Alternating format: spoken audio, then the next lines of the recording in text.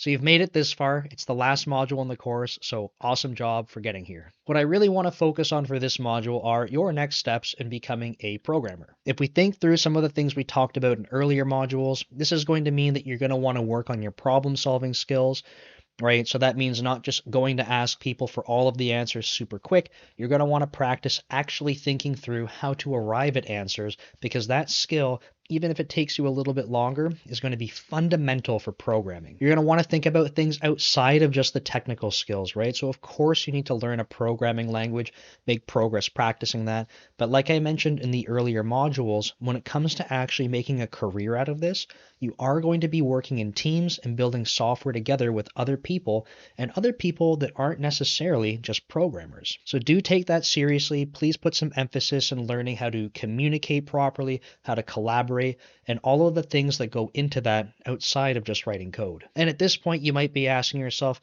cool, this is informative, I learned a lot, but how do I actually get started with picking a programming language? Well, in the last module, I did remind you that you're going to want to think about the first types of things that you want to build. So put some thought into that, because that's ultimately going to give you the best answer for where to start. But if you're still feeling stuck, if you like the way that I've been presenting this information, then I might recommend that you start with something like C Sharp. Now, I'm biased, of course, because C Sharp is my language of choice, but the reason I bring this up is that if you like my way of teaching and you like the content that I put out, I am always going to be putting out C Sharp content.